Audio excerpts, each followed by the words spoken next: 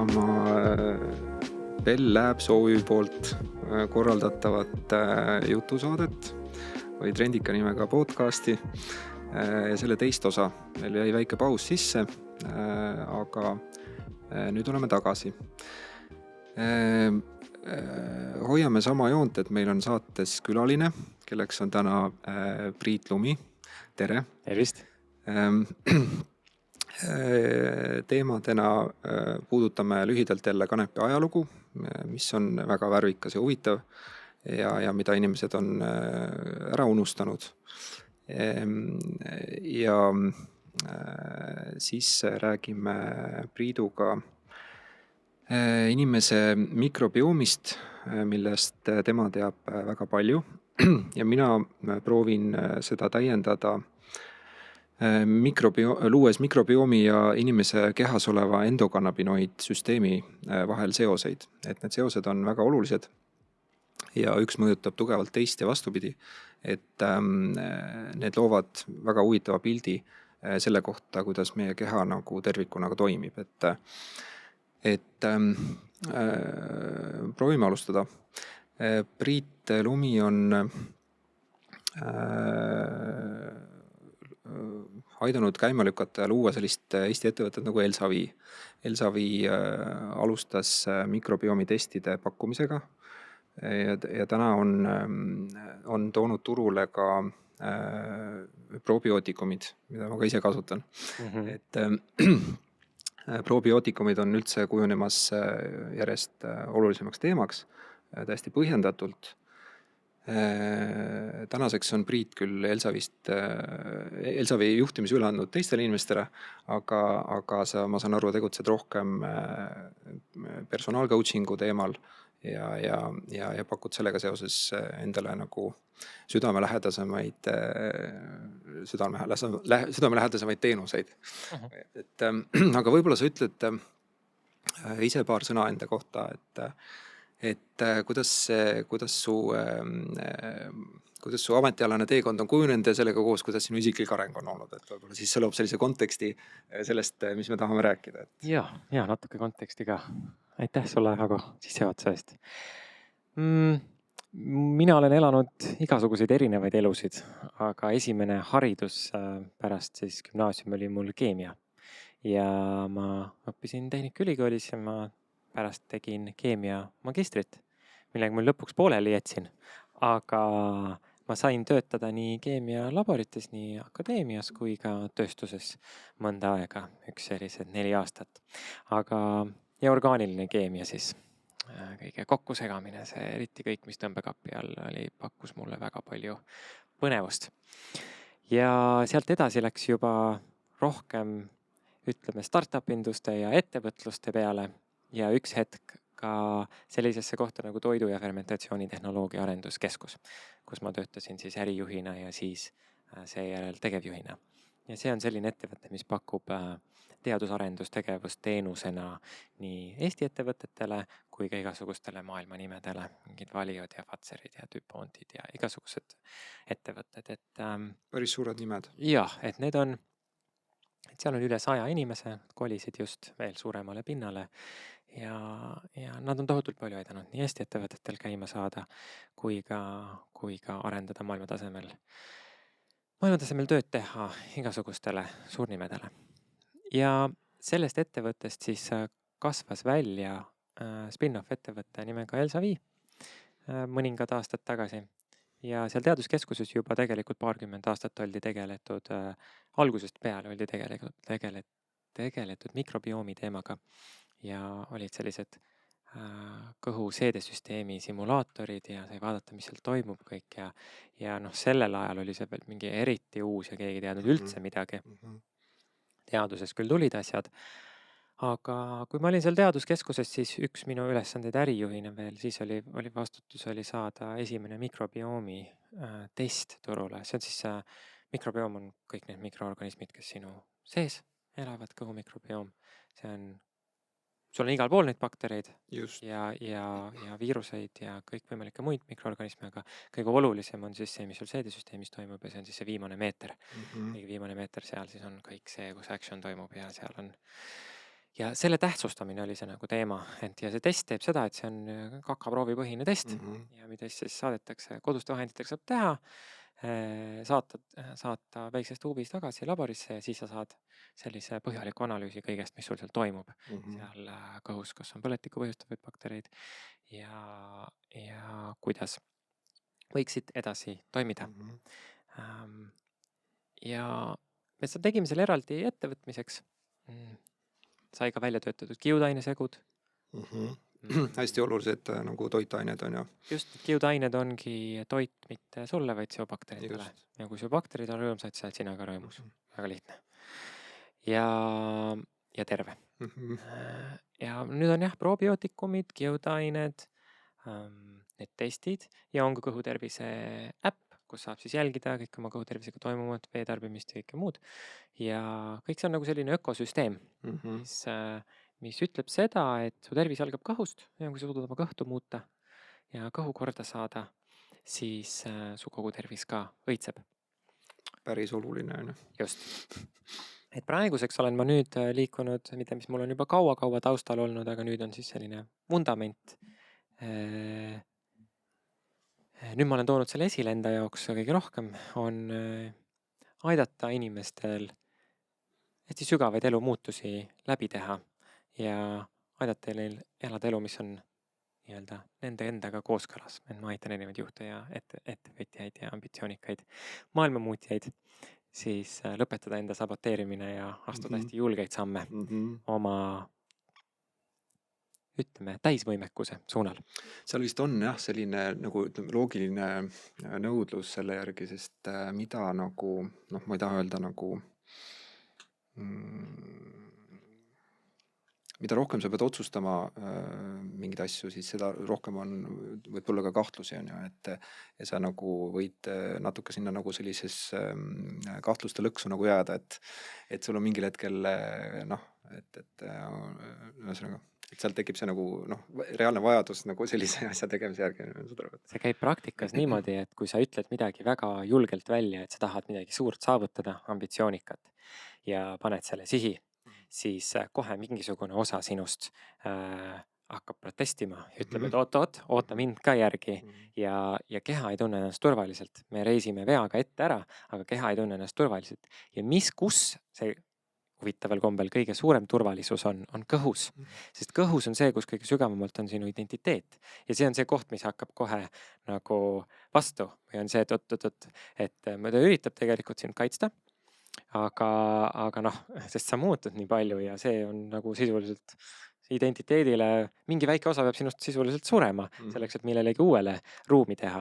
Ja kõik see käis paralleelselt minuga kaasas, oli tohutult põnev avastamine.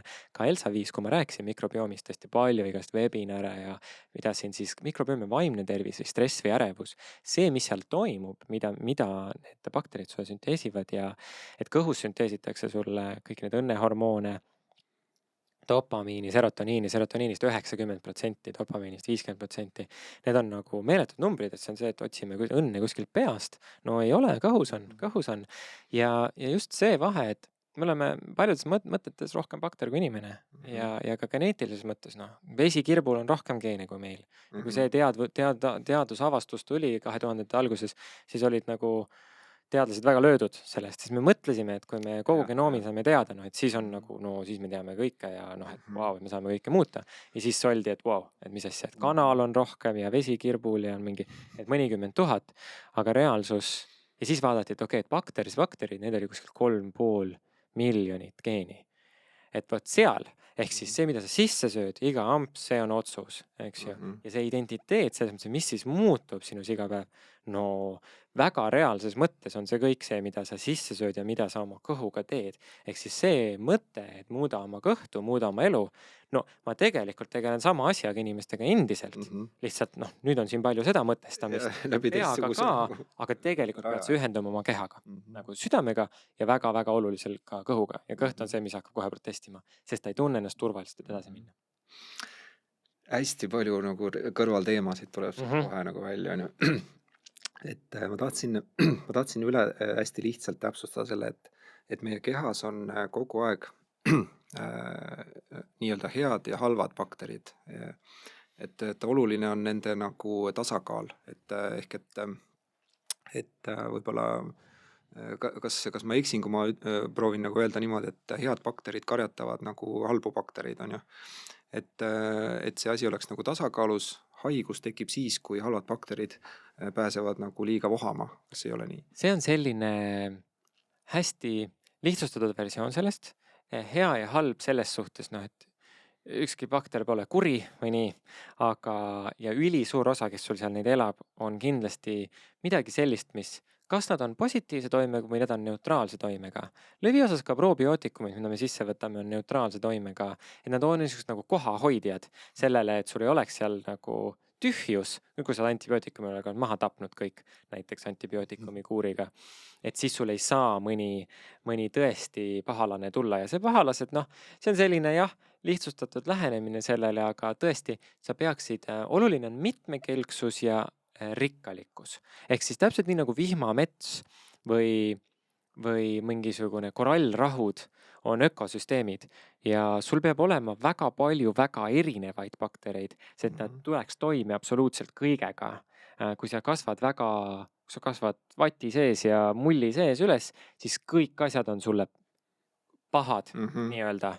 Sa lihtsalt ei tule toime, inimestel on puiduallergia tänapäeval. No, kus kohas puitu ei ole, eks? Et see koht ja tõesti on ka väga bakterid, kus on mida võib olla väga-väga vähe, mis on hästi olulised, et nad sellel 2 korral elus, kui sa võib-olla saaksid mürgituse või saaksid nagu tarvitseda, et siis nad suudavad lagundada, tegeleda sellega kõik. Kui sul jälle ei ole, raske. Ja rikkalikkus on see, kui palju sul neid on. Seda võiks ka nagu olla.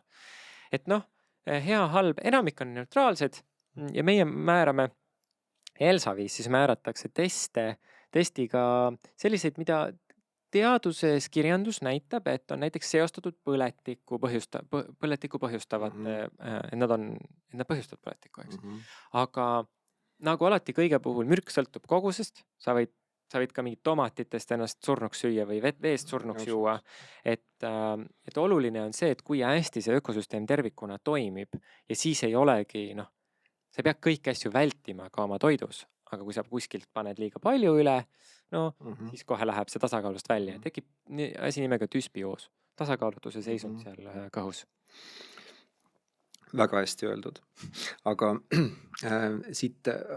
kuidas sa arvad ja kuidas sa hindad, kas tänapäeva keskmisena, kus me oleme selles keskkonnas, kus me elame, toimetame, mida me sööme, kuidas seda tänapäeva keskkond toetab seda mikrobiomi mitmekesisust? Jube kehvasti, lühidalt. Ma olin arvestanud selle vastusega, aga mis need põhilised faktorid on, mis seda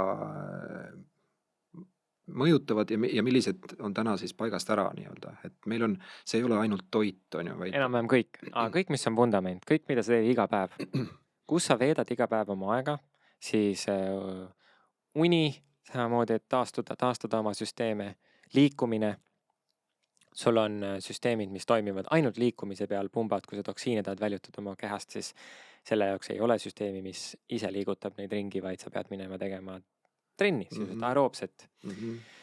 Toitumine on väga suur osa sellest, kuna me oleme toitudest, enamik toite on nii töödeldud, nii palju töödeldud, et me oleme võtnud välja selle tervise sealt ja jätnud kalorid, aga kalor ei võldu kalor. Ja kõik need, kui sa taimedest saad fütotoitaineid, siis see kõik on väga, väga vajalik kehal igasuguste erinevatel viisidel, millest me isegi liiga hästi aru veel ei saa. Küll aga millest me aru saame on see, et süüa mitmekesiselt, süüa tasakaalustatult. Väga oluline punkt selle juures on ka see, et mikrobioom on täpselt sama unikaalne nagu sõrmejälg. Ehk siis see, mis sulle sobib toiduna, ei sobi mulle. Ja näiteks peame debatti selle üle, kas õun on tervislik. No kunagi ma sain väga palju õunu, praegu ma ei saa. Ma ei saa praegu süüa õunu. Et nad on minu jaoks liiga happelised ja mul hakkab kõht palutama, eks, kas sellepärast õun on halb, ei. Aga ma pean aru saama oma kontekstist. Mingid asjad on need, ma võin neid süüa, väga head, aga kui ma üle panen veidi, siis on kohe halvasti. Ehk siis sa pead õppima tundma oma enda süsteemi. See on toit ja keskkond teine siis, no nii keskkonnatoksiinid kui see, mis sul kõik ümber on. kõigel on mikrobioom, merel, rannikutel, metsal, kus iganes sa veedad aega, kui sa oled kogu aeg linnakeskkonnas, sa ei puutu kokku just. nende mikroorganismidega ja sa ei hinga seda sisse, sa ei saa kuskilt neid ja see rikkalikkus kukub ja kukub ja kukub. Ja mis see praktika on see, et üha vähemaga on võimeline sinu organism toime tulema ja sul on kogu aeg krooniline põletik. Ja krooniline põletik on lihtsalt see, et no, keha on väga vapper, ta peab ulmelisele survele vastu, aga lihtsalt kui see foon on kogu aeg siin ja siis sa käid nagu vahepeal üle, siis mingi hetk lihtsalt see murdepunkt tuleb ja kuskilt su immuunsüsteemist ütleb üles, sest ka sinu immuunsüsteemist lõviosa asub su kõhus. Nii et jällegi väga hästi sõnastatud või öeldud, et mulle tundub, et siin on hea koht tuua sisse väljend endokannabinoidsüsteem. See on selline, võib öelda kogu keha hõlmav süsteem, mis koosneb tänaseks põhimõtteliselt lipiidsetest aktiivmolekulidest ja retseptoritest, mis siis, millega need molekulid seonduvad. Endokannabinoidsüsteem teadaolevalt tänaseks mõjutab just nimelt samamoodi mikrobiomi tervist ja selle toimimist, immuunsüsteemi tervist ja toimimist, närvisüsteemi, hästi paljusid nagu asju. Mingil juhul ei tohi nagu arvata, et see on nüüd kõige nagu juur või juht või mis iganes, aga lihtsalt samamoodi nagu sa ütlesid, et üks süsteem mõjutab hästi palju teist, nii ka sellega, et see ei tähenda, et noh, lõpppeatus, kui see nagu ei tööta. Et inimese keha on tegelikult hämmastavalt vastupidav erinevatele nagu pikaaegsele stressorile, et aga lõpuks see nagu mingil hetkel ikkagi annab kuskilt nagu tunda ja murdub ja midagi ei toimi ja nii edasi. Endokannabinoidsüsteem on selline, et inimene ise toodab ka kannabinoide oma keha siseselt. Neid nimetatakse endokannabinoidideks. Et üks selline tuntum on näiteks anandamiid. Ja sellega, aga näiteks huvitavad viimased teadusuuringud ütlevad seda, et näiteks anandamiidi üheks olulisemaks tooraineks nii-öelda ainevahetuse käigus, mille tulemusena see anandamiidi toodetakse, on näiteks omega rasvhapped. Aga mitte ainult, ühesõnaga, ja siin me, et selles mõttes seos jälle toiduga, mida me sööme ja kui palju ja millises vahekorras ja nii edasi, et kas su toidulaud on tasakaalus ja nii edasi. Ja siit ma tooks lühidalt selle juurde nagu ka, et ikkagi, et endokannabinoidsüsteem nagu seob endaga ka väljast sisse võetavaid kannabinoide. Et taimest saadavad kannabinoidid ehk fütokannabinoidid. Et esimeses osas me rääkisime ka sellest, et kannabinoidid said oma nime selle tõttu, et sellist tüüpi need molekulid või aktiivained eraldati esimesena kanepist. Et puhtalt selle pärast seal nagu tänaseks on tänaseks on teada, et neid on väga paljudes taimedes. Et ei tasu sellest nagu seoses võib-olla kinni olla, aga see selleks. Miks näiteks meie poole täna ka hästi palju pöördutakse ja miks me ka ettevõttena ise nagu julgeme öelda või soovitada, et jah, teil võib olla mõttekas kannabinoide sisse võtta, on see, et sinu keha sisene kannabinoidsüsteem ehk see endokannabinoidsüsteem ei tööta piisavalt hästi. Seal on puudujäägid ja selleks, et ta uuesti saaks nagu korralikult oma ainevahetuse rajad käima, selleks võib olla perioodiliselt mõttekas võtta sisse kannabinoide, lühidalt.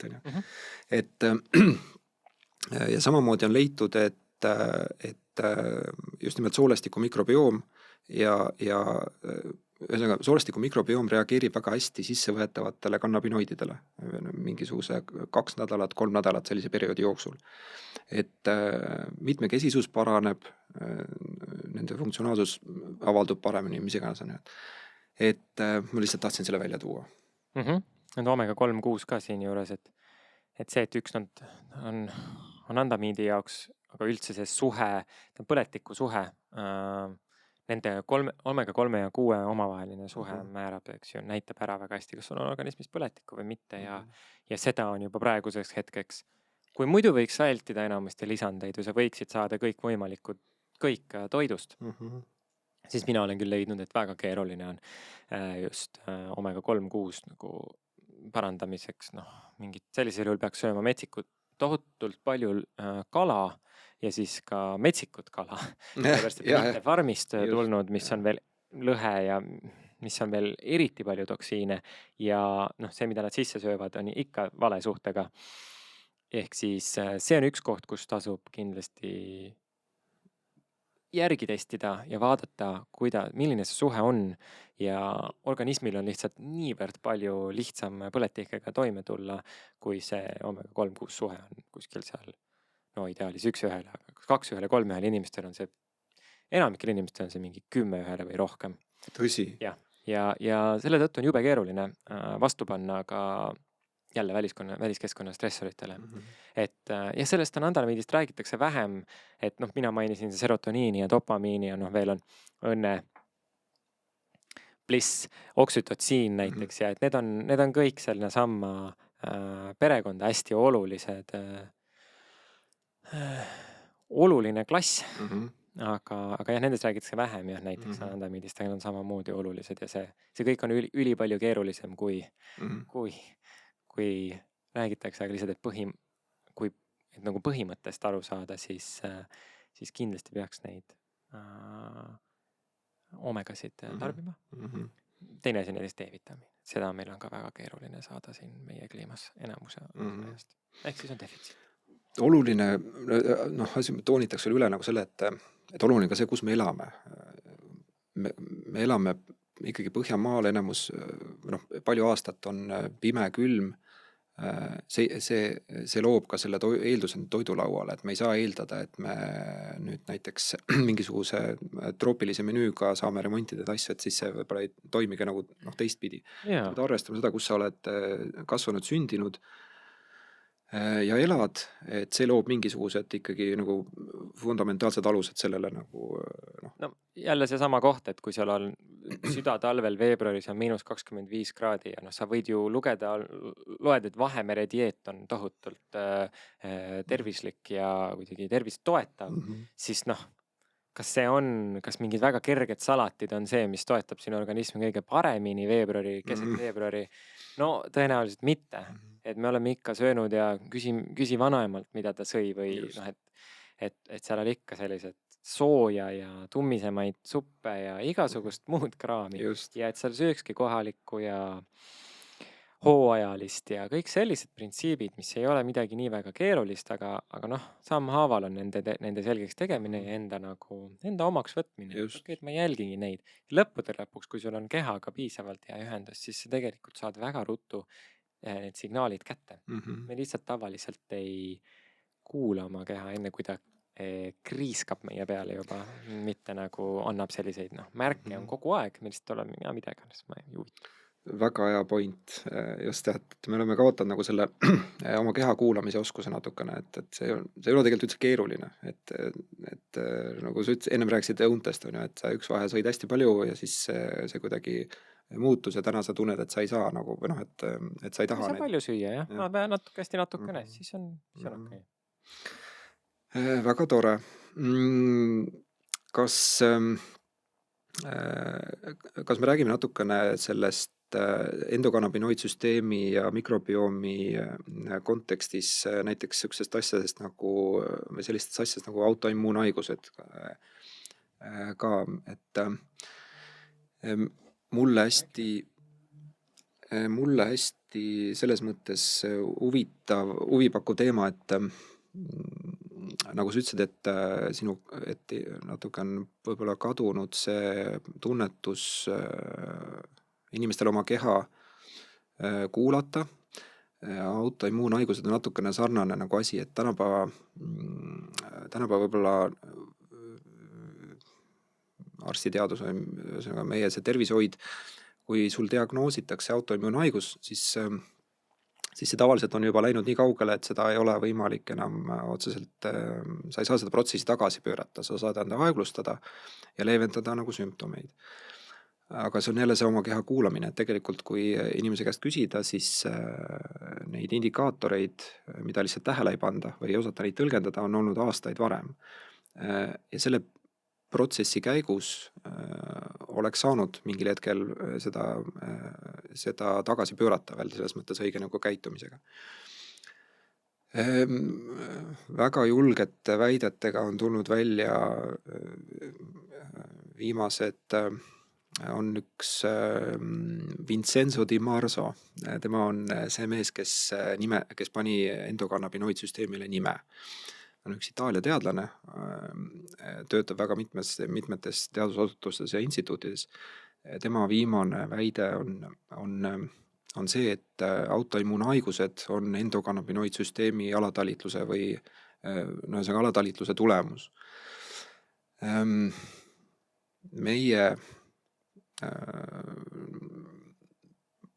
Meie poole pöördutakse päris palju selliste autoimmuunhaigustega. Alates reumast või reumatoidartriidist lõpetades mõnede neurodegeneratiivhaiguste ja ühesõnaga seal on neid asju päris palju. Ja me näeme, kuidas sissevõetavate kannabinoididega inimestel hakkab reaalselt parem, et see protsess on pikk, kuu aega, tuleb rutiini hoida, lisaks tuleb toetada oma keha probiootikumidega selles mõttes, sest probiootikumid kiirendavad nende fütokannabinoidide omastamist ja lõpuks vähendavad seda kogust, mille sisse pead võtma ja nii edasi. Aga see on võimalik, on ju selles mõttes, et see nagu see kogemus toetab seda. Ma lihtsalt tahtsin selle välja tuua. Tihti võib raske olla aru saada see, et kas ja kuidas, mis asi toimib, et sa ei saa niimoodi isoleerituna neid katseid väga teha, et kas see nüüd tegi paremaks või too tegi paremaks. Et nii nagu meie kogu organism on üks suur tervik, et siis ka kogu kõhutervise korda saamine, seal on väga palju erinevaid tegureid, mida peab arvesse võtma ja kindlasti seda süsteemi käivitada. See on üks oluline samm selles. See, kui palju on tulnud kirjandust teemal vaimsed nagu haigused, neurodegeneratiivsed haigused ja kõik muu ja mikrobioom, nende omavahelised seosest. No see on väga kiiresti kasvav teadusharu ja see on ilmselge, et seal on väga tugevad sidemed selle vahel, kui rikkalik on su mikrobioom ja kui hästi toimib. See on sisuliselt sellest räägib, kui te tahate kuulata kedagi väga ägedat mikrobiomist rääkimas, siis kuulake sellist tegelast nagu Zach Bush, kes räägib, kellel on väga terviklik pilt ka regeneratiivsest põllumajandusest ja sellisest, kuidas uus maailm võiks välja näha, et kuidas me oleme oma pinnase kõik välja suretanud niimoodi, et sul polegi toidus enam seda, mida sa tahaksid saada.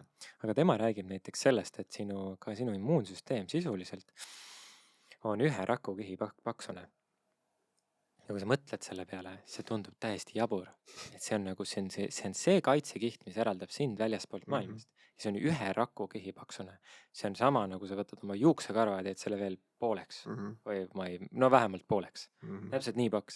Et miks peaks loodust disainima midagi sellist? Et me oleme mõeldud olema väliskeskkonnaga kogu aeg kontaktis. Ja kui me tekitame sellesse kaitsekihti, väga lihtsasti tekitame auke sisse, siis tekivadki need lekkiva soole sündroomid, tekivad, sul on pidev põletik, pidev nagu võitlus käib organismis, et ei ole kaitset, ei toimi hästi ja mis iganes süsteemid sa suudad käima tõmmata ja komplekslahendusena, mitte see, et me räägime, Elsavis me rääksime hästi palju sellest ja siiamaani, et ei ole ühte maagilist tabletti olemas, mis lahendab probleemid, et ka selleks ei ole ka kannabinoidid, aga nad võivad olla väga kasulikud, et et tasub katsetada, tasub vaadata ja teha eksperimente, okei, kas see toimis, kas too toimis, on ju. Lõppude lõpuks, millel see taandub, on see, et sa võtad ise vastutuse oma tervise eest, oma tervise ja heaolu eest. Ja kui sa seda teed, siis sul läheb juba lihtsamaks, sellepärast et sul on palju asju ja sa saad neid katsetada, saad informatsiooni ja sul on kehaline kogemus sellest olemas. Muidu on alati keegi teine süüdi. Arst on süüdi ja nõme arst andis mingi vale ravimi või noh, arstidel ei ole tihti. Aga ma lähen uuesti ikkagi, et Aga saada lähen uus uuesti või ravim. olen pahandan seal nende peale, Jah. meil on 20 minutit aega, eks ju, nendest 16 minutit tihtipeale läheb arvutis mingi asja trükkimisele, eks. Et see ei ole, süsteem ei ole praegu selline, mis toetaks või toimiks. Noh, akuutsete põletike puhul jah, kindlasti, kui sa jala ära murrad, suurepäraselt toimib, aga selliste krooniliste asjade puhul ELSA-5 on selline termin või akronüüm nagu kergus ja kergusega tegemine, et iga täht tähendab midagi, oli kergused nagu kogukond, eluviis, rutiinid, geenid, usaldus ja süüvabalt ja sammhaaval. Ja see on nagu valem, et sa esiteks ei ole mõtet üksi pusida, sa saad kogukonna abiga, mis iganes see sinu probleem on, väga-väga palju teisi on, kes kannatavad ka selle sama asja ees ja on juba võtnud vastutust ja pusivad. Sa saad vaadata, okei, mida on proovitud, mida ma veel saaks proovida, eks ju. Teine asi, eluviis, kõige olulisem, kõik need asjad, mida sa iga päev teed. Mis su keskkond on, rutiinid või rituaalid, see, mida sa harjumused, sa teadvustad, mida sa teed iga päev. Eks siis geenid, aga mitte sinu geenid, vaid bakterite geenid. Väga oluline lüli sellest jälle. Ja saada aru. Ja siis usaldus enda vastu enne kõike, et kuulata. Ja siis sammhaaval ja süüvavalt, et liikuma saada. See on see tõesti üks järgmine samm. Just. See ei ole nagu sa ei pea kohe jooksma kuskile. Sa ei pea kohe jooksma ja ka toitumise muutmisega samamoodi. Kui sa iga päev muudad ühe asja ära, midagi proovid, ühte imeväikest asja või kas või iga nädal. Mõtle, kui palju eineid sul ühes aastas, 1000 einet aastas. Eks? Et see tundub kõik mingi monumentaalne protsess, aga me nii jämedalt alahindame seda, mida me oleme võimelised tegelikult tegema ära 1 aastaga või veel 3 aastaga. Kui sa parandad 1% midagi, see iga päev, siis kui palju sa oled parem aasta jooksul? See on eksponent. See ei ole 30, see ei ole 1+1, see tuleb 37 korda, 38 korda oled parem. Aga see on 1% paranemine. Inimesed tahavad saada mingisugust ajaperspektiivi. Kas sa oskad öelda mingisugune keskmistatuna, ütleme, et kui sa teadvustad endale täna, et sul on, et sa tunned ennast halvasti, sa oled oma kehas, ei ole rahul, sul mõte on hägune, sa oled väsinud, sul on, ühesõnaga, sa tunnetad, et sa tahad midagi muuta. Nüüd sa saad aru, et need on, või mitte ei saa aru, aga seda on meil räägitud, inimesed teavad tegelikult neid asju, nad on lihtsalt need ära unustanud, sellepärast, et ollakse liiga mingisuguses rutiinis, kus ei mõelda, ei pöörata, kas pole aega või ei võeta seda aega. Pole prioriteet. Ta nüüd saab sellest aru, milline, inimestele meeldib mingi, finiš on seal, et on see 2 nädalat, on see 6 aega, mina ütleksin, et see on 6 aega, mis on tegelikult väga lühike aeg. Kui sa hakkad täna reaalselt, paned plaani paika, vaatad oma menüü üle, vaatad oma füüsilise liikumise üle, sul ei ole nagu kroonilisi haigusi, millega sa pead tegelema,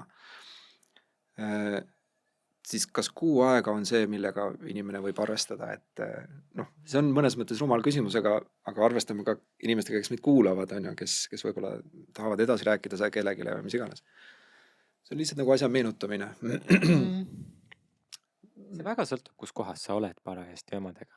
Lõpuks ta on see koht, et kas tulla sellisest nagu ohvri rollist välja või mitte, et kas asjad kõik juhtuvad minuga ja ma ei saa sinna midagi parata või saan ja hakkan midagi tegema. No siis on küsimus selles, et kui hea sinu harjumuste loomise oskus on või mingi uue harjumuse võtmise. Võib-olla üks asi, mida enda puhul tähele panna see, et sa liiguksid ikkagi nii kiiresti, kui kõige aeglasem osa sinust tunneb turvaliselt ennast liigutada.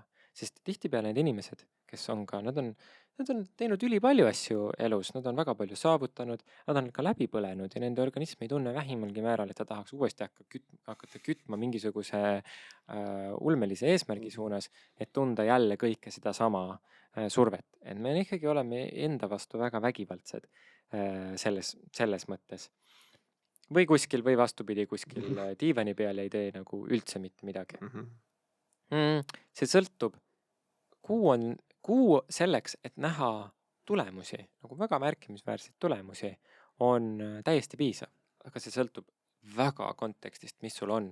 Kui sul on mõned autoimmuunhaigused või väga palju kõhuga seotud haiguseid, see on täiesti teine planeet, seal võid sa aastaid võid sa tegeleda ja sa pead olema nagu ikka võtma nii radikaalselt oma tervisega tegelema ja seda ei sooviks kõige hullemale vaenlaselegi, et nendega, need võivad olla väga rasked asjad. Samal ajal ennetustegevus on see kõige parem tegevus, eks, et tervena elatud aastad on see, mitte see, kui kaua me peaksime siin, et see, et ma elan 120 aastaks, aga 50 aastat olen mingi täiesti invaliid, see, mis elu see on. Et selline nagu tervise, see on mõtteviisi muutus palju rohkem, kui ta on see, et ma teen siin ja seal ühe mingi vägeva eksperimendi või surun nüüd midagi või teen kõike korraga. Sest ma olen kogu aeg nende samade rehade otsas, olin aastaid tagasi, et ma panen nii ulmelise eesmärgi või ma kütan nii palju 2 kuud ja ma tõesti saan paremaks, aga pärast seda on igasugune, tahtejõud on piiratud ressurss. Et sa ei saa seda teha tahtejõu pealt, kuivõrd sa saad seda teha sellepärast, et nagu näiteks toit on enesearmastuse vorm. Selline mõte oli mulle nagu enamus elust mingi, mis asja. Või et toit on mingid kalorid ja ma lihtsalt söön kiirelt, et jõuda järgmise asjani. Eks? Et see on, nii vale. Jah, et selliste mõtteviisidel piiravate uskumuste muutmine on tegelikult see, mis aitab. Ja siis, kui sa oled juba identiteedi tasemel teinud selle muutuse ära, siis on väga lihtne. Ma ei pea sunuma ennast nii-öelda toituma, sest nii nagu mu kehale sobib, sest ma armastan oma keha ja kuidagi mulle tundub väga, väga vale nagu sisse ajada mingisugust väga töödeldud toitu suurtes kogustes, eks. See on igaühel väga isiklik teekond. Muutusi sa võid näha ka juba nädalaga vabalt. See väga sõltub, mida sa tahad muuta. Ära hakka kõike ja korraga muutma. Et vali see üks asi. See kõik tundubki nii monumentaalne ülesanne, see eluviisis, aga kui mul kõik juba on nii ja seal on, et kuidas ma nüüd nagu äkitselt olen nagu, ma ei tea, see inimene, keda ma Instas või kuskil seal näen, et see on mõttetu, see võrdlemine. Sa saad võrrelda iseennast eilse versiooniga endast. Oli progressi olnud, vaatad tagasi. Hangi coach, hangi mentor, hangi toitumisnõustaja, tee mõni test, vaata sealt on ju, mida sa võiks teha ja nii edasi. Hästi oluline ja sa ütlesid ka selle välja, et enda vastutuse võtmine enda nagu enda see on see tuum. Tervise ja enda olemuse eest põhimõtteliselt, et jah. Samamoodi käis meil läbi mahepõllumajandus või regeneratiivpõllumajandus, et mis on nagu siis võib-olla isegi veel nagu peenem väljend selle mahepõllumajanduse või nagu edasiarendus sellest veel nagu natukene, et ärme hakkame süübima või nagu minema sinna, et miks need asjad täna on nii, nagu nad on ju, aga tegelikult natukene tähelepanu pöörates sellele, kuidas sinu päev välja näeb, kus sa oma toidu hangid, kus sa sööd, millal sa seda teed. Niimoodi on võimalik üsna lihtsate vahenditega, see ei ole väga suur pingutus oluliselt oma toidulao kvaliteeti parandada. Ja see ei tähenda, et kõik peab olema sertifitseeritud mahe, vaid ei pea, muidugi. Vaid sa pead ikkagi oma nagu mingisuguses mugavustsoonis või oma nagu päevases liikumistrajektooris sul on võimalik leida kas mingi turg või mingisugune, ma lihtsalt on lihtsaid näiteid võib-olla, et meie pere on kohati olnud selle koha pealt ikkagi üsna nagu suuri pingutusi me oleme teinud, et ainult maheliha ja nagu kõrvaltalust piim ja munad, aga see vahe on ekstreemne, et täna me näiteks me ei suuda poemunasid süüa, seepärast et need maitse ei ole vastuvõetav, noh, et seda on räägitud aastaid, et mitmed sellised pooltaimtoitlased, mina ise nagu ekstreemselt taimetoitlust ei poolda, aga sellised, kes on nagu minimeerinud liha, ütlevad, et nende maitsemeel on nii palju arenenud, et nad ei suuda poeliha süüa täiesti arusaadavatel põhjustel. Neil on mingi talunik, kelle käest nad ostavad ja siis teevad vahest nagu kehale vajaliku koguse liha nagu nii-öelda. Et jah, et siin on igas nagu äärmused ühte teistpidi, aga lähme tagasi kanepi juurde. Mis sinu reaalne seisukoht on? Sa oled ise kokku puutunud, mis sinu seisukoht on, vaadates täna seda, kus on Eesti nagu riigina, mitte midagi nagu inimeste suhtumine, mina tunnen, et muutub selles mõttes, et ka meie nagu ettevõttena igapäevaselt kuuleme väga adekvaatseid küsimusi juba ja üldse selline nagu eelarvamuste rohkus on hakanud taanduma selles mõttes, aga riigina me nagu väga ei liigu. Ka näiteks meil on mõned erasektorist töötavad arstid, kes saavad nagu suurepäraselt nendest võimalustest aru või vähemalt nagu kuulavad. Et milline sinu seisukoht on nendes? Siin ma esindan nüüd täiesti iseenda seisukohta Absoluutselt. isiklikku, aga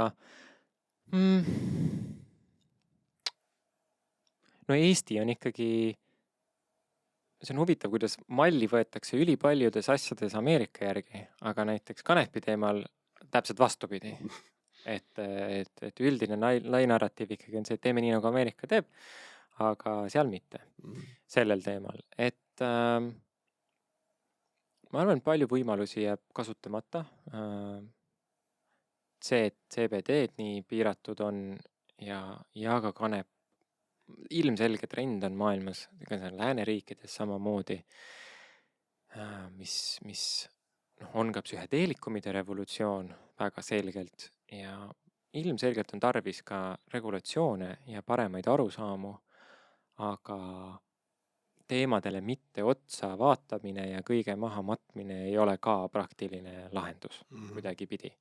Et väga palju on teadust ja võiks olla võimeline pidama debatte, mis on täiesti sellised tasakaalukad ja kuulavad nii teadust kui kuulavad ka isiklikke kogemusi ja nii-öelda erijuhtumeid, kus võiks midagi mille jaoks kasutada. Et siin on ka, ma ei tea, just Confidos on ketamiin, näiteks teeb mingi spetsiifiliste ravide puhul ja ma tean, et see on Kanadas erinevates kohtades ka, aga kui kanepi juurde nagu jääda, siis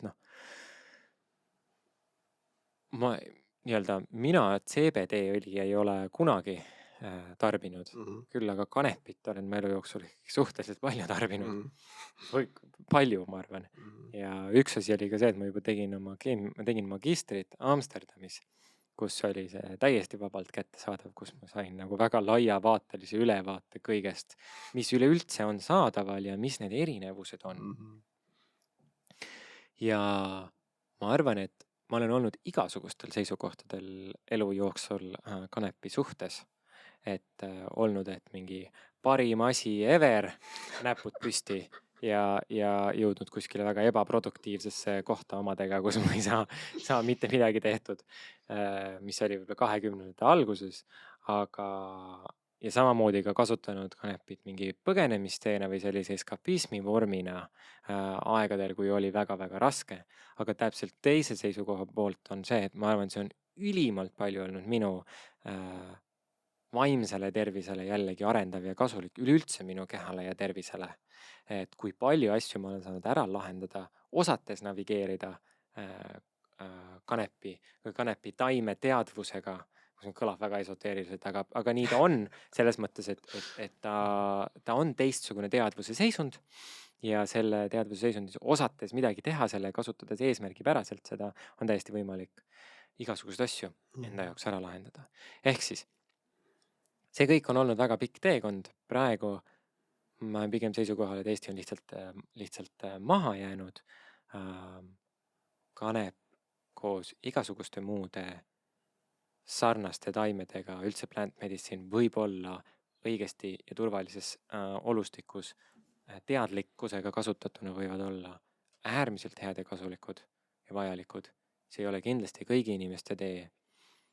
Seal peab olema ka mingeid selgeid kaalutletud piiranguid, aga noh, jah, praegu vähemalt seadusandluse ja kõige mõttes on see kõik nagu tõenäoliselt kuskil lapsekingades. Ega ma väga palju süvenenud ausalt öeldes ei ole. Ei, sul on õigus, selles mõttes see nagu kus Eesti paikneb, selles osas on sul õigus nagu täiesti, et meie oleme ettevõttena sellega kokku puutunud loomulikult, et täna on selline situatsioon, kus toorainena kanepist saadavad, aktiivained on vist okei öelda, või nagu need biomolekulid, mida me paneme siis erinevate toodete sisse nagu, need on toorainena seaduslikud selles mõttes. Sa võid neid toota, sa võid neid ladustada, omada, mis iganes.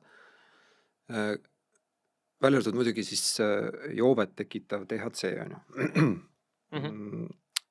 Selle omamiseks peab sul olema luba, ja see on hästi jälgitav nagu asi, selle peab täpselt arvet pidama, kus kohas, mis kogus on, mis iganes, täiesti aru saada.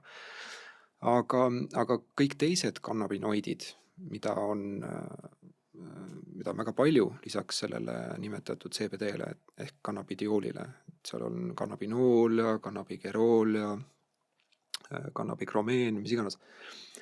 Neid on väga palju, neid põhimõtteliselt leitakse kogu aeg juurde ka. Ma räägin siis need, mis kanepitaimest tulevad, mitte pipras või šokolaad. Aga need on lubatud. Nüüd probleem Eestis konkreetselt tekib sealt, kui sa peaksid panema neid toote sisse, mida inimene selgelt sööb. Kui sa paned neid kehahooldustoote sisse, siis see on okei, seal ei ole nagu mingisugust, aga kui peaks juhtuma, et sinu klient seda lõpptoodet sööb, siis see on probleem, sest see on keelatud, selle söömine nagu on keelatud nende ainete söömine. Miks?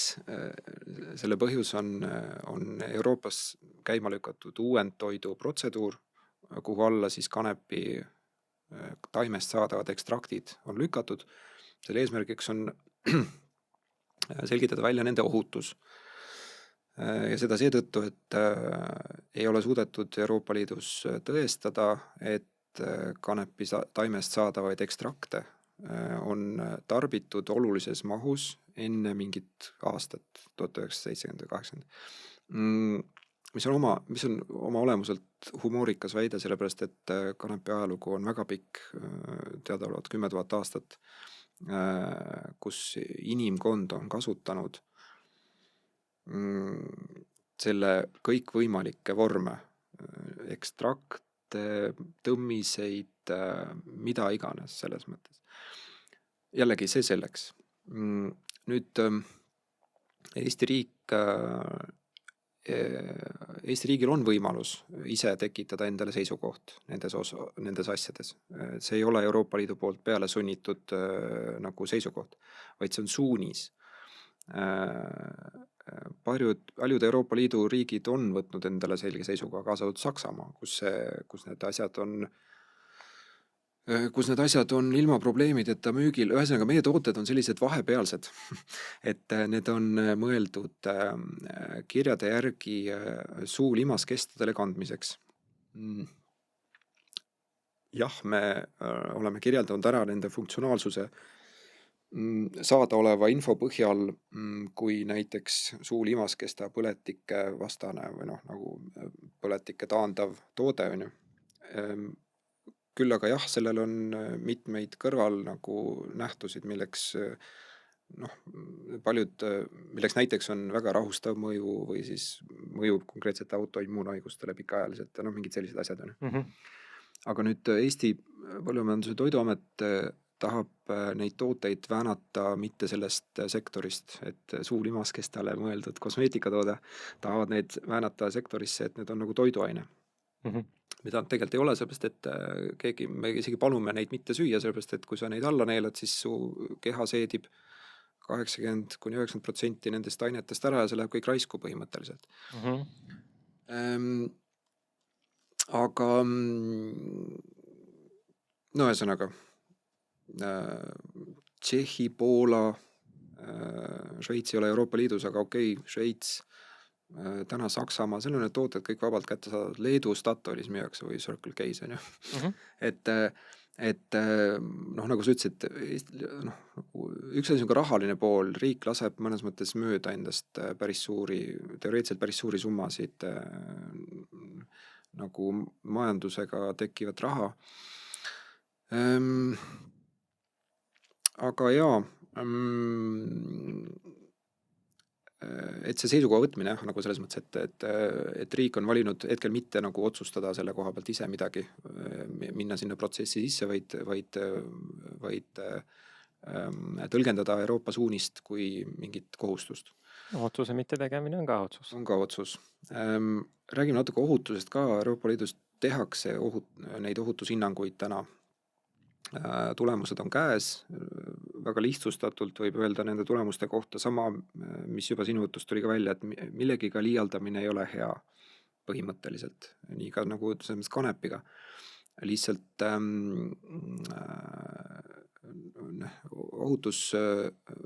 ohutushinnangute, see on väga pikk protsess olnud mitu aastat. Maksnud mitu miljonit eurot, väga adekvaatne instituut on need teinud hiirte peal erinevate kogustega ja tulemused näitavad täna, et ühesõnaga sealt on tekkinud või tekkimaas mingi konkreetne kogu sellise soovitus, nagu alkoholiga. Sinu soovitatav päevane annus on mis iganes 2 ühikut või 3 ühikut. On ju. Kes seda jälgib, kes ei jälgi, see on nagu iga enda otsus ka mõnes mõttes. Sealt tuli välja üks huvitav asi selles mõttes, et isoleeritud üksikud molekulid, näiteks CBD, on suurema mõjuga keha mingitele siseorganitele. Ei olnud välja toodud, kas see mõju on positiivne või negatiivne. Et see mõju on isoleeritud sellisel ühel molekulil suurem kui komplektil ehk nagu ekstraktil, kus on rohkem aktiivaineid molekule sees. Mis on minu meelest lahe paralleel igasuguste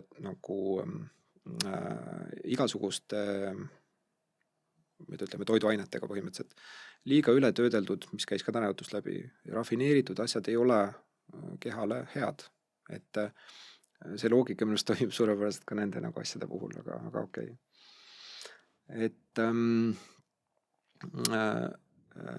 aga jaa, ma korraks pean küsima, et kust me siia tulime? Nagu sellesse, ma hakkasin rääkima seda, see tuleb vist välja lõigata. Ma hakkasin rääkima seda Eesti seisukohta, on ju. Ma küsin sinu käest, et mis see Eesti seisukoht on. Siis me jõudsime, et Eesti seisukoht on see. Jah, okei.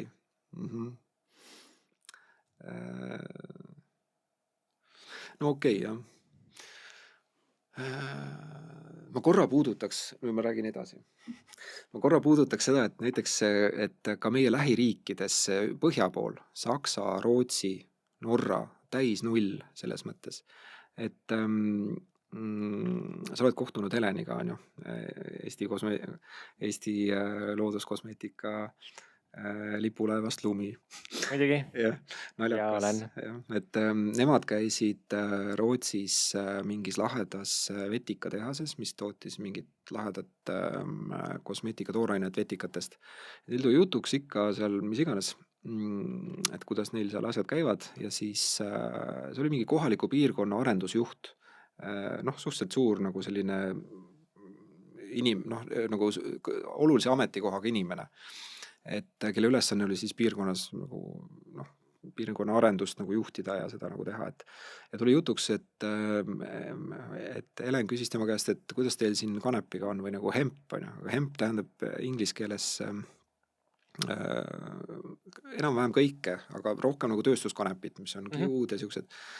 Ja tüüp ei olnud sellest kuulnud, mis asi on hemp üldse nagu selles mõttes. et see tase on jah väga äärmiselt varieeruv, et Euroopa lõikes ka nagu, et mm, aga okei. Mis sa täna teed? Kuidas, miks sa jõudsid sinnani, et sa tahad inimestele sellist nagu teenust pakkuda, sellist coaching'u asja, kuidas sa selle arusaamiseni nagu jõudsid? See on väga kaua küpsemas olnud. Sügava sisekaemuse tulemusena, et sul on võimalik ikkagi teisi läbi viia täpselt nii sügavalt, kui sa ise oled käinud. Ja igasugused suured elukrahhid, pankrotid, mitme kuuekohaliste võlgadega, isiklike võlgadega, oma endise kihlatu jätsin maha paar nädalat enne abiellumist. Kõik asjad nagu sellised egopankrotid ja suured krahhid, kust läbi tulla, panevad nagu reaalsust vaatama teistmoodi ja uuesti üles ehitama tervemat ja terviklikumat pilti, mis kaasab rohkem ja jätab vähem tükke endast välja. Ja kõige selle juures ma näen, et minu supervõimeks kõige rohkem on hoida teistele inimestele hästi-hästi turvalist ja sellist õrna ruumi, et nemad saavad tegeleda oma teemaga, mis iganes see on siis, nii emotsionaalselt kui ka intellektuaalselt seda läbi arutada, kui ka identiteedi tasemel, ehk siis seesama kõht, tunnetades, mis seal kõhus toimub. Ja minu jaoks on selline intellektipõhine õppimine hakkab ennast täielikult ammendama, eriti praeguse tehisintellekti valguses, kui ulmeliselt kiiresti see areneb. Ja noh, kui sinu IQ on 120 või 130 või 140, siis noh, sealt enam mingeid erilisi eeliseid niimoodi ei tule, sest see suur ühtlustaja tehisintellekti näol on olemas ja need vahendid, kuidas õppida, muutuvad. Me hakkame õppima nüüd niimoodi, et me kaasame oma keha ka. Me oleme praegu oma keha maha jätnud. Ja et selleks, et õppida südamekeelt, pead sa aru saama emotsioonidest, neid päriselt olema võimeline tundma ja silte panema neile külge, mis see on, ja eristama neid. Samamoodi intuitsiooni ja sellise kõhutunde usaldamine ja arusaamine, mida ta räägib, ta ei räägi sinuga sõnade keeles, aga ta on väga selgelt olemas ja väga oluline. Et noh, lihtne näide, umbes 50 bitti infot võtab su otsmikusagar vastu. Su teadvelolek, teadvusmõistus. Sinu keha võtab vastu 11 miljonit bitti. No. Ehk siis, kui mina olen sellises koosloome seisundis või laiendatud teadvuse seisundis, millesse me saame jõuda väga paljudel erinevatel viisidel, see nagu kaasreguleerime üksteist, siis me võtame ülipalju rohkem infot oma viie meelega vastu. Ja see on suisa naljakas näha, kuidas pea järgi lohiseb. Kuidas nagu vaevu jõuab üldse järgi pea, et kõige sellega, mida võetakse vastu ja omastatakse. Ja me peame kõik selle muutuse läbi käima, et väga kiire ja sügav muutustaeg on praegu. Ja see tekitab sellise, mis näite ma saan tuua, tõugust liblikaks. Et vaat, me siin Amin rääkisime siin molekulidest, siis tõuk sööb alguses ennast täiega paksuks ja siis ta laguneb laiali lögatiigiks. Ja see lögatiik on lihtsalt, seal ei ole mitte midagi muud ka aminohapped ja no põhimõtteliselt molekulid. Ja ei ole ka mitte mingit indikatsiooni, et varem oli tegemist tõuguga või et temast kunagi võiks saada liblikas. Ja vaat selles tiigi kohas me jõuame sinna väga ruttu, sest kõik võimalikud erinevad piirid jõuavad kätte kohe, mis juba ei ole jõudnud. Ja selleks on vaja, et iga inimene hakkaks iseenda eest vastutust võtma, oleks iseenda juht enne kõike, oma seisundi juht, saaks aru, oskaks reguleerida oma emotsioone ja saaks aru, mis seisundist ta loob. Ja selle edasi andmine ja aitamine inimestel, kes on valmis minema nendest sügavatest kohtadest läbi ja tooma selle uue identiteedi liblikaks saada, siis tunnen, et ma tahan sellele pühenduda. Et ma saan rakendada seal kõik võimalikke tarkusi ja ka seda nii-öelda kõhu ja intuitsiooni ja identiteedi. Kõige sügavam koht, kus tihtipeale läbi käia, on ikkagi täpselt see identiteedi siin kõhu tagaosas. ja noh, kõik aitab selle juurde kaasa, sul on väga raske tegeleda mingite enda jaoks oluliste sügavaste nihete ja muutustega, kui su keskkond ei toeta seda üldse, sa sööd mingisugust jama sisse, magad vähe, organism on ellujäämise režiimi peal. Et kui sa Absoluutselt. annad endale seda ressurssi ja ma arvan, põhiline mõte on see, et sa, võtame kõhu näiteks, aga inimene on tervikuna süsteem, eks, ja sellel süsteemil on väga palju erinevaid pisikesi osasid. On organsüsteemide osad kuni raku tasemeni välja, kuni veel väiksemaks. Ja sellest, kui hästi need süsteemi tükid omavahel suhtlevad, sõltub see, kui palju sinul on kättesaadav energiat. Nagu bioenergia, kui palju sinul on seda kättesaadav. Ja kui seda on sulle väga palju kätte saada, siis sinu aju kõrgemad funktsioonid hakkavad tööle, päriselt tööle. Sa oled väga palju loomingulisem, sa näed lahendusi igasugustes erinevates kohtades, kus sa muidu neid ei näinud. Ja kõik see on seotud sellega, et kui me närvisüsteem on seisundis, mis on krahh, võitle võgene peatu, siis me ei näe, me lihtsalt kaevame ennast oma sügavatesse aukudesse üha sügavamale. Ja nüüd teistpidi nendest välja saades, olles ühenduses, avatud, teadlik, hoides kõike, siis sealt on meil võimalik loksutada neid filtreid, neid asju, mida me räägime siin, et ei saa, ei jumal, seda ei ole võimalik teha, see ei ole võimalik ja nii ei käinud ja mida kõike. Me saame päriselt muutust teha elus, ellu viia. Näha, et näe, see ei teeni mind enam, ma lasen lahti sellest, võtan midagi uut. Et mina tegelen just selliste limiteerivate uskumuste lahti harutamisega ja kõigi nende asjade, et millel kõigel on oma sõnum organismis sulle. Seda peab lihtsalt kuulama, aktsepteerima, omaks võtma ja siis ikka märkama, aktsepteerima, korrigeerima. Just. Ja siis saab see osast sinuks. Ehk siis sa ütlesid vahepeal, et inimesed teavad küll seda kõike, mida võiks teha ja muuta. Teadmine ja mitte tegemine on täpselt sama, mis mitte teadmine. Selles mõttes küll, jah. See teeb täpselt sama välja. Ja ma võin seda kõike targutada, et kui sa oled nagu ise areenil, ise selles nägu sopas kogu aeg käid pikali, ükskõik kas sa üritad saada seda oma toitumise või oma mingi kroonilise haigusega midagi korda või üritad seda ettevõtluses, siis nendelt tasub nõu võtta, kes kogu aeg on seal, käivad pikali ja siis käivad kana jälle püsti ja siis saavad sealt päriselt oma kehalisi õppetunde ja neid, kes niisama targutavad, ei ole tarvis kuulata. Sa oskad väga hästi rääkida, ma pean tunnistama. Mul on tunne, et selle suurepärase kokkuvõtva lausega me peame täna hakkama otsi kokku tõmbama. Meil oli täna küll natukene teistsugune saade kui esimene. Esimeses me hüppasime natukene teemadele rohkem, aga minu meelest me täna rääkisime ikkagi päris hästi sellest, millest me rääkima tulime, mikrobiomist ja